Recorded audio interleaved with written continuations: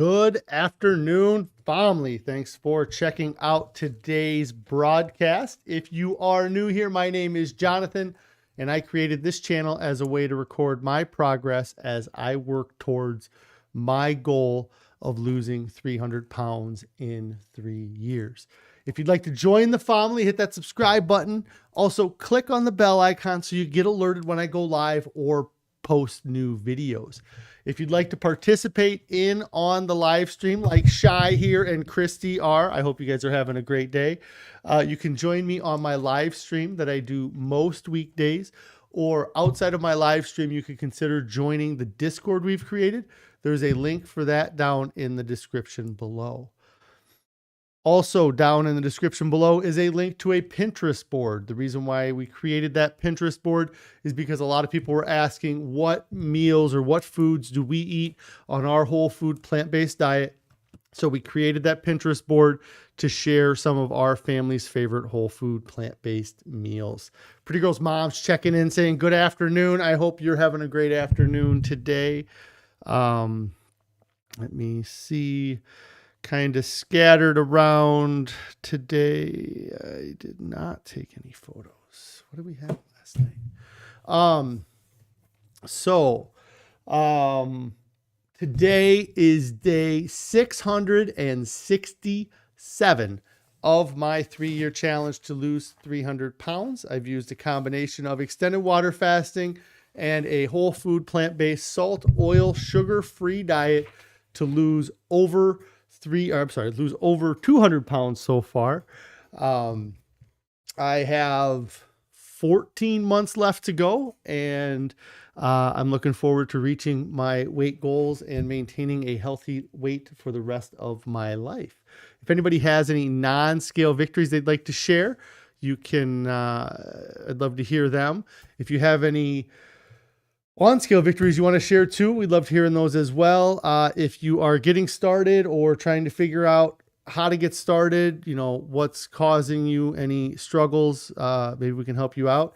And one of the things that I'm finding more and more every day that's important is, what are you doing to make staying on your diet easier than the alternative? Let me switch over to the main screen here. Our Tiny Acres, I hope you're having a great day. I did not end up taking a photo of dinner last night. I ended up having to finish up making it. There is a chance, there's always a chance, that we've had this in the past month, and I have a photo of when we had it in the past month. So I am going to show you a photo from a couple weeks ago and pretend like it was dinner last night. How does that sound? So this is what we had for dinner last night. This is a potato soup. I'm not even sure what it is called exactly. But it is potatoes, corn, green peppers, red peppers in there as well. Maybe some orange peppers. It was very good. It's very good. Onion in there as well. And not too difficult to make it. And it's just a simple soup. Our kids do all right with it. I ended up getting a couple of our kids to eat it because, they were wanting a snack before dinner, and I told them that based off of how well they did at dinner, they would get a snack, and so they did very good with it. But that was our dinner last night, and then breakfast today. Let me see what I have. This would be the best representation of breakfast today. Again, I did not do a great... Oh, what's going on? Is it so far behind? It's way behind. Well, breakfast this morning was oatmeal. We've been doing the sweeter oatmeal the last couple days just because we didn't have a chance to go shopping and pick up some of the ingredients for the savory oatmeal.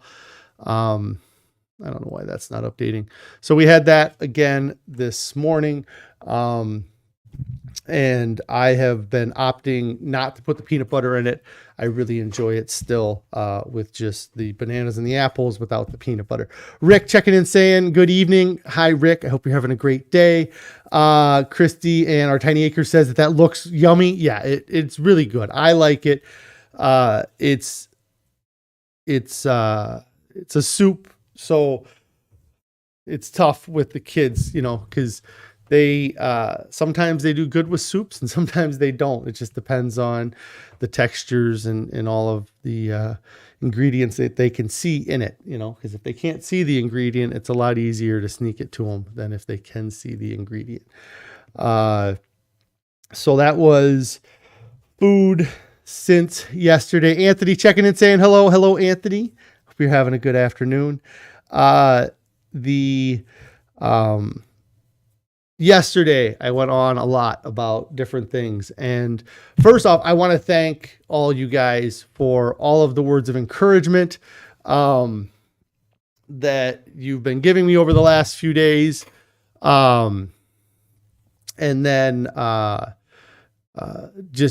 of the comments and the positive vibes, with what I have going on. Lots of wonderful suggestions, good links to videos, different things helping me kind of figure out what I'm going to do or just the future.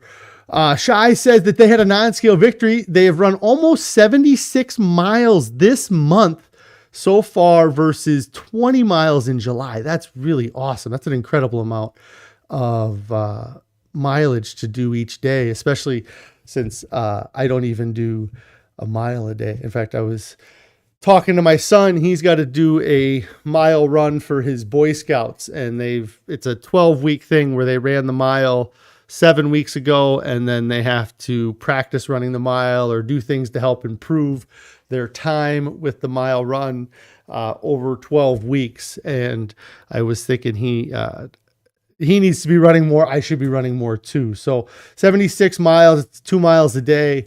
That is an awesome amount of activity compared to what I would ever consider doing.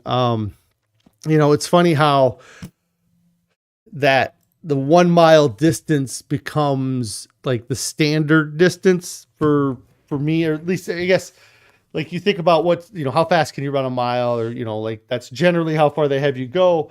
But in reality, a mile is not a huge distance, and many people can do that very quickly. And to get a half-hour workout in, many people would have to run, 2.5, 3 miles. Some people can run, 6, 7 miles in a half hour probably. But to me, a mile has always been like, if I could, run a mile. But it's really not a huge distance overall. Christy says that her teens won't try soups. Oh yeah. It's funny how that works. Especially since soups from the, what they talk about, is it the Pleasure Trap book? They talk about soups. It almost has to be in the Pleasure Trap because I feel like I've heard it so many times, but they just talk about how if you have soup prior to eating a meal, that it helps reduce the overall consumption of food that you eat throughout the day or in the meal that follows the soups. So it would be nice to get the kids to try soups a little bit more. Our Tiny Acre says that you had leftovers today from your burritos you made when your parents were here. You think you liked it better without the tortillas. And then Rick says that he had corn tortillas with brown rice, black beans, and salsa. That sounds really good. Yeah, it sounds awesome. Carrie's checking in saying, hey, Carrie. Let's see. Our Tiny Acre says, we have been riding our e-bikes. People tell me it's cheating, but it makes it so I can do the hills, and we do 15 to 25 miles each time. I think that e-bikes are really pretty cool. It's a weird situation because I don't really mess with bikes much at all 50 weeks of the year. But there's 1 week of the year that I get very involved with bicycling because I'm involved with a biking event in Iowa here. And e-bikes are becoming more popular on this event. It's called RAGBRAI. It's the Register's annual bike ride across Iowa. And the e-bikes have become more popular, and there's been lots of e-bike hate out there as well as e-bike love. I think it's pretty cool because it does give people the ability to enjoy bicycling, but also to be able to get over those hurdles that would make it difficult, like large hills or, exhaustion that you run into from going, long distances. So I think e-bikes are pretty cool in that they give people more access to more areas. And the technology is really awesome with them too, and if the battery goes out, they're definitely not they're a heavy bike to move around still. So it's not, like you're doing no work by having an e-bike. I think people assume that an e-bike is like having a motorcycle where you're just hitting a throttle, and that's not what the purpose of the e-bike is or what you do with the e-bike. So that's pretty awesome that you're able to get out there, do those hills, and get 15 to 25 miles in, because that's a long distance on a bike, or that takes it out of you. I've only done that distance a few times, the 15 miles. The longest I've done is about 30, but yeah, so that's pretty cool that you're able to get out on the e-bike. The book that I've been listening to, the Walter Longo book, The Longevity Diet. I've been enjoying the book. The part I'm in now, I think I'm in chapter 5 of the book. So he just kind of went over the diet itself, which was chapter 5, where he talks about the longevity diet. And then the chapter I just got through, chapter 5, he talks about exercise and healthy longevity. And I'm going to go into that. So our Tiny Acres says you definitely have to pedal. His legs feel it. And Carrie says that her arms hurt this morning from riding a bike just around the neighborhood a few times the other day. Yeah, she was complaining about that the other day, that she was riding a bike and now her arms hurt. And that's pretty funny. So the book, The Longevity Diet, the couple interesting things he talked about that kind of, I'm trying to absorb a lot of the book.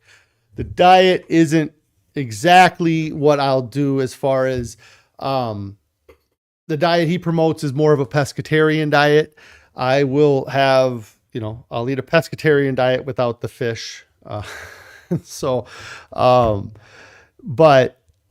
what he talks about with the fish that I thought was interesting, and the protein overall, is that from the studying that, or the research that he's done, or the studies he's conducted or reviewed, that he really promotes the eating of animal protein after the age of 65, or once you're over 60 or 65 years, then it's more important in his diet, I guess, to have animal proteins. Or he has stated that it seems to have a greater benefit for older people to have larger quantities of protein in their diet because of aging, and which I thought was interesting.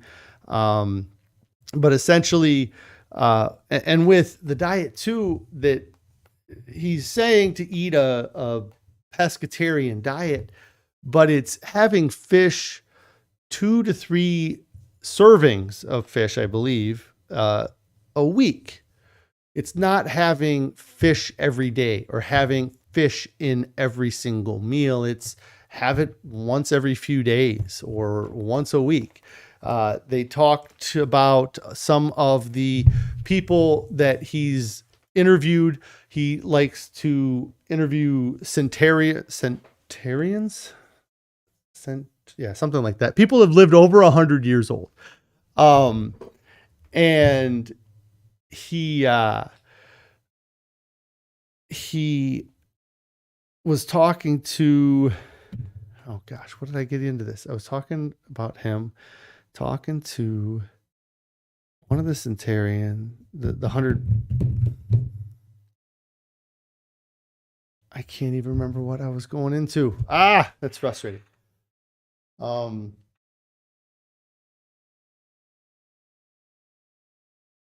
So the couple things.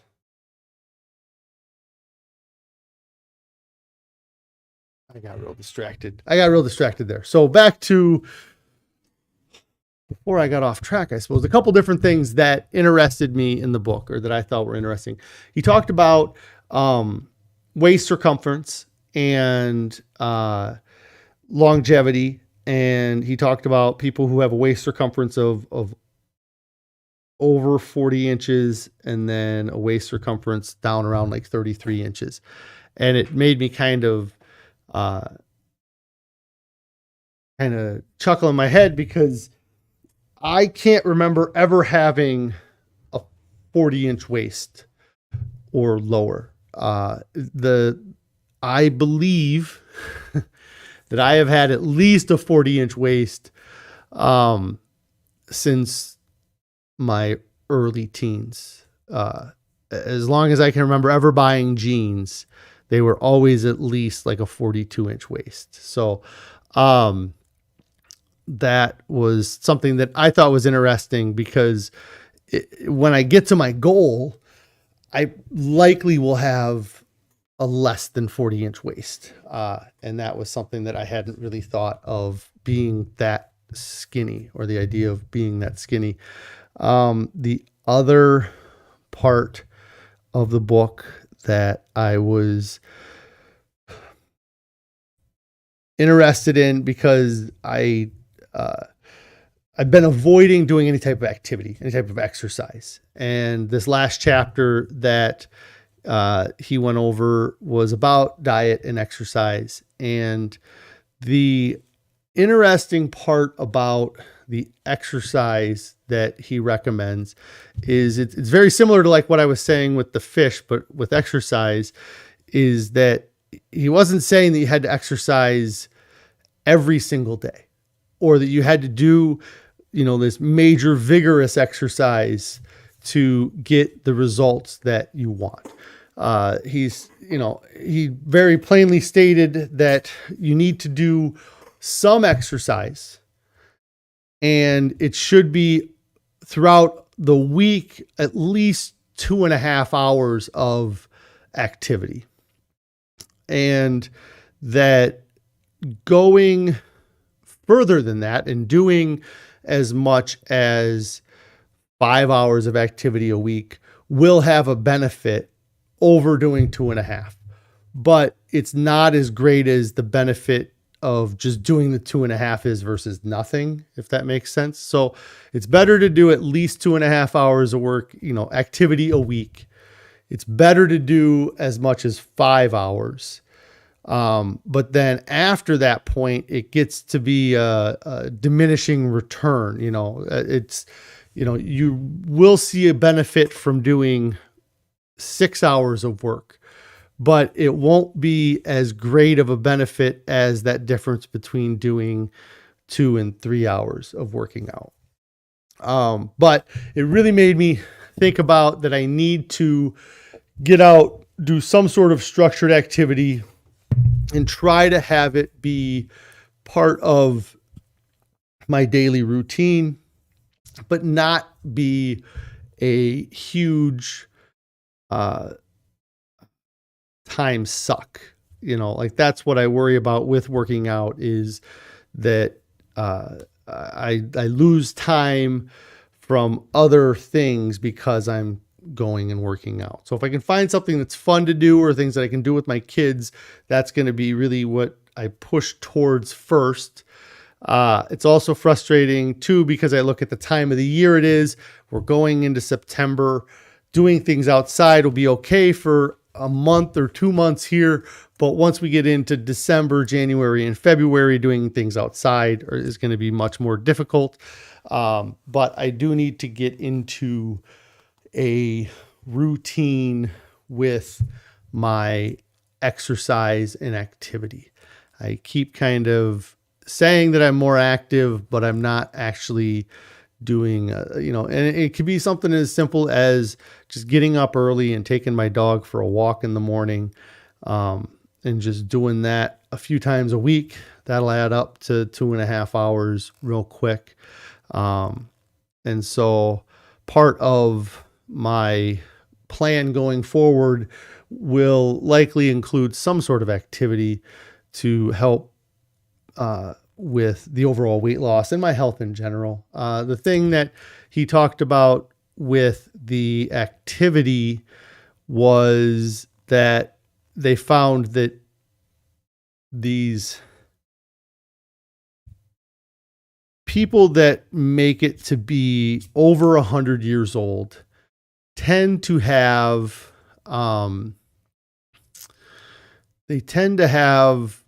a purpose still, or they still have a drive to do things. They're active a lot of times, doing things that you wouldn't expect 100-year-old people to be doing. And that activity and that having something to do, they feel like kind of helps push them forward, or to help them live longer. And so I need to increase my activity. And this isn't the first book that has said that I've needed to do activity. But so the name of this, it's really weird that this video isn't rushed here.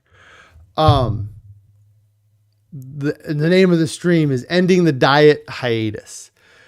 And I got looking at things yesterday, trying to figure out the future and look at where I've been and, how I'm going to proceed with the rest of this challenge for the next 14 months.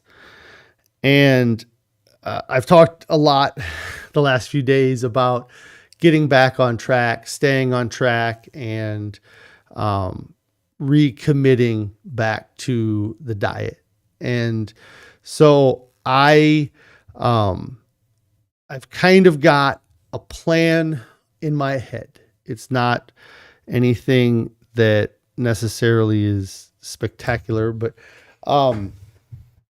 essentially I look back to try to get an idea of how long I've been doing this, how long I was on the diet, how long I've been kind of floundering with the diet. And really what I came across was that at the 11-month mark was when we had our first, or at least I did, I think Carrie too, non-salt, oil, sugar-free food in our diet. We were out of town. We were celebrating, receiving an award, and we went to a restaurant that had it was like a fast food vegan restaurant that we went to. And that was 11 months into me starting this channel. And then looking at the dates and everything, not today, but essentially this week is month 22, the end of month 22. So it's been 11 months since we had that meal out, and my diet has stalled till now. And it frustrates me that it's been 11 months that I haven't been able to say that I've been doing great on my diet for the past 11 months. I haven't been doing awful though. Like that's, that's a justification I keep giving myself is I haven't gained much weight, or I haven't gained really hardly any weight. And so tomorrow is Wednesday. It's weigh-in Wednesday. I'm going to get on the scale. It's going to be my 22-month weigh-in. And I'm going to make that kind of my new starting weight for the rest of this challenge. I want to start counting up the days that I'm on track or that I've been able to stay on diet. And I want to see how big I can get that number. Just as a point of for looking back at the videos, I made it 330 days, a little, maybe one or two more for the first 11 months. It's 330 days essentially. So my goal is to do it again for another 330 days. My ultimate goal would be to finally kick this processed food crap, but starting not really tomorrow, but essentially I'm going to take my weight tomorrow. That's going to be my official weight for the second half of this. And I am going to, I don't necessarily think I'm going to set a deadline like, hey, I need to be my goal weight in 11 months. But I want to do everything I can to provide the maximum weight loss I can throughout this next phase of my diet.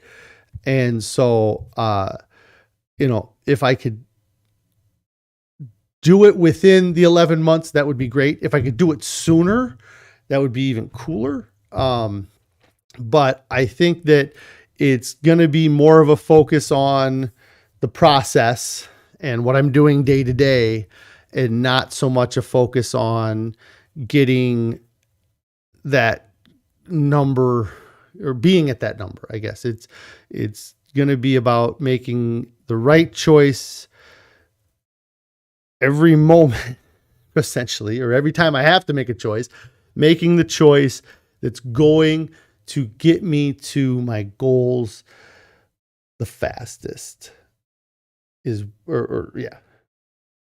while staying on diet, obviously. And so that means doing the whole food plant-based 100%. It means doing the salt, oil, sugar-free 100%. And then picking up some activity. I haven't gotten through the whole book here, The Longevity Diet, but he does talk a lot about a fasting mimicking diet. That's the next chapter, or the chapter I'm just getting into. He sold. He either sells or sold a product called Proline or Pro-Life or some Pro something, that was part of their fasting mimicking diet. I don't want to do anything like that, but I may do periods of 3 to 5 day fasting, no more than once a month over the next year as well. I just got to get through this part of the book and see what the fasting mimicking diet means versus actually doing a water fast, because there's, things happen when you do a water fast, and I'm not looking to do super long water fasts right now, but if it helps curb my appetite, helps speed up the weight loss, then it's something that I'm going to look into doing. Our Tiny Acre said that you weighed in this morning, you were down to 288.8. It's nice to be out of the 300s and out of the 290s. Yeah, I was going to say you rocked out of the 300. That's awesome. I know. Yeah, that's really good. And then he says, this time of year helps since you eat a lot out of the garden. Yeah, that's great that you have a garden. It's your whole thing. Yeah. That you're able to get those fresh vegetables right out of the garden. That's awesome. So congratulations on your weight loss and your continued success. I'm going to catch up to you. Christy asks, do you think perfectionism will cause you trouble? You struggle with that? Yeah, it's, that's a tough one. I get what you're saying. I think that's probably a little bit of that ego trap with that too. Like if you're not going to be perfect, then why try at all? I think that it's, yeah, I struggle with it too, but it's not, yeah, but it's very much a clearing the chessboard kind of thing from, like if it's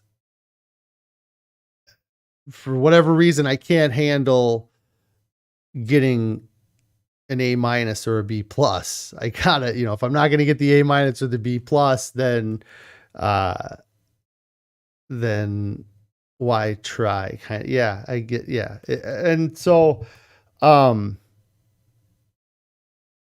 maybe that perfectionism is why I've struggled to get back into it.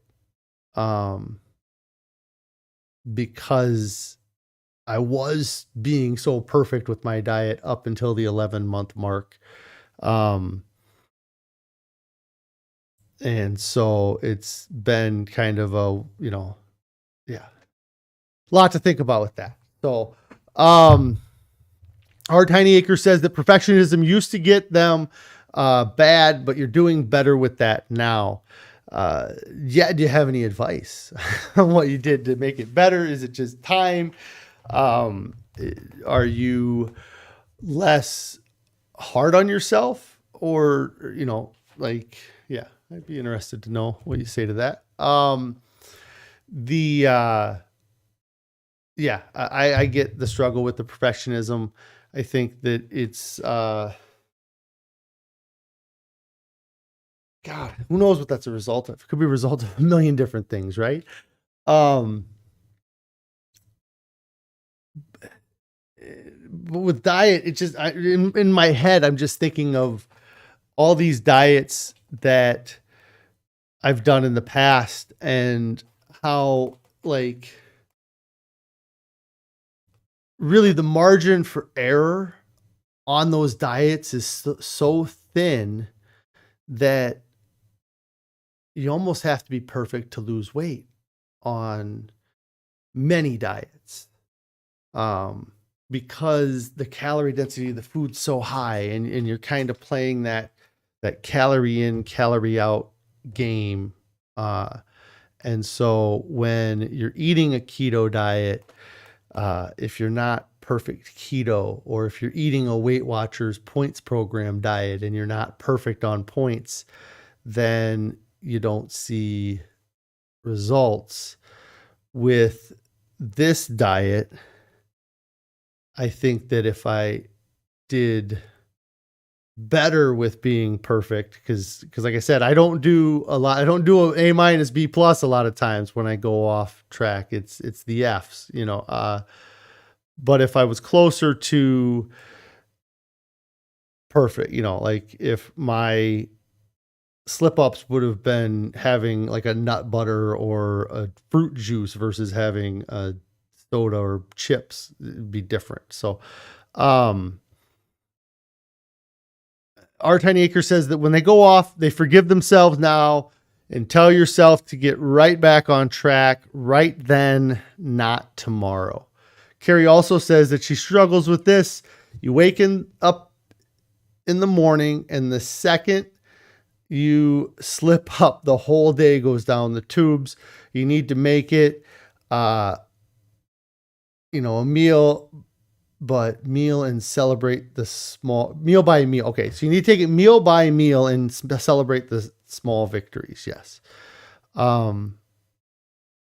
Yeah, I think that it's, a lot of it probably is living in the present. There's a lot of, times where I either look back at the past and say, you deserve it, or I look to putting the burden of losing the weight on my future self. And if I was only having a conversation with me and it, time didn't exist, then I would maybe make some better choices, because like I said, many times in the moment, I either talk myself into going off diet because of how well I've been doing or how well I will do in the future.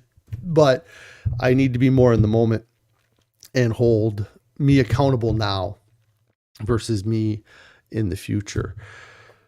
Barb says more process goals like staying on track and days exercising versus X pounds by such a date. Agree hugely with giving yourself grace to be human. Yes, that's what I was talking about earlier too, is kind of more process goals, less end goal. Shy says that they're taking it meal by meal for sure. No excuses to mess up the whole day or even the whole week in your case. Yeah. And then Our Tiny Acre says that he also reminds himself that he didn't gain this in one day. He won't lose it in one day either. Yes, I've been telling myself that for 40 years or 20 years, I suppose, as an adult, that it's not going to come off quick, but we all wish it would come off quicker than it does. Yeah. So tomorrow I'm going to get on the scale. I'm going to be way up from my last weigh-in, and it's just going to be part of it. It's just what it is. But it's going to be a new kind of, count up or count down or what, but it needs to be more of me holding myself accountable in the moment and making the right choices, not pushing it off till later, for a future me to deal with. So, yeah, so I went over the book. So tomorrow I'm going to get on the scale. I'm not looking forward to it. I'm getting anxiety just thinking about talking about doing it. So, I'm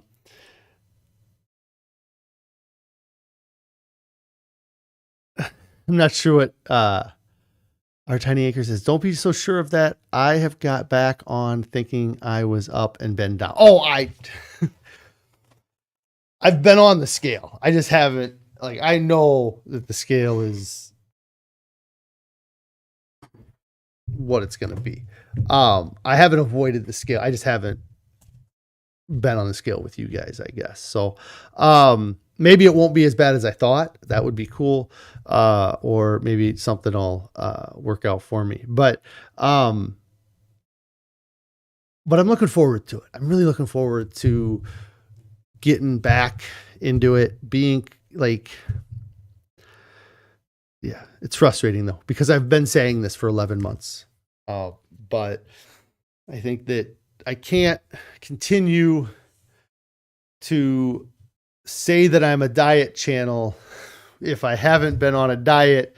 I've been on a diet, but you know what I mean? If I haven't been following my diet for longer than I've been not following my diet. So, I need to get back into it. It's the right time to do it.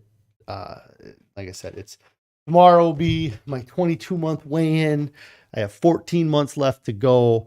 I really want to get to the goal before November 1st. I don't want to be sitting here November 1st trying to cut that last half pound. I want it to be kind of, I've been this weight for a while and I've been maintaining it for a month or two. So I need to start making things happen if that's going to be the case. So that's my plan. I appreciate all you guys supporting me. Lots of advice and help in the chat today. I will, I'll be back on tomorrow for weigh-in Wednesday. And then I think I'll be on the rest of the week. I don't know that I have anything that would get in the way of streaming the rest of this week. So again, I appreciate all you guys, all the comments, and the feedback is amazing. If you haven't subscribed to the channel, make sure you get subscribed to my channel. Click on the bell icon so you get alerted when I go live and post new videos. Our Tiny Acre says, we got this. We're here for you. Thank you. Yeah, the accountability is big. Like that was one of the reasons why I started the channel, was to create this accountability platform, and it's really helped. And so I do appreciate you guys checking in and just sharing your advice and your experiences with me. If you guys haven't started your diet yet, get started right now. There's no reason to wait. There's nothing coming up tomorrow. There's nothing coming up this weekend. It's more important than your health and your overall well-being. And nobody ever gets to their goals, looks back, and wishes they would have waited. Everybody looks back and wishes they would have started sooner. I'm the same way. Barbara says, real quick before I go, Dr. Vera Tarman, Food Junkies on YouTube, made an analogy in recent show about running a marathon and the need to put yourself on a 16-week training program. That's cool. Yeah. A marathon's, that's a big distance, but I did talk about that a little bit at the beginning of the video, just about the, thinking I always thought a mile was an incredible distance to have to run. Like that was, you're going to try to kill me making me run a mile. And there's people that go out and knock out 26 pretty easy. So, all right, I'm out of here, guys. Thanks for all your support. I will be back on tomorrow. Have a great afternoon.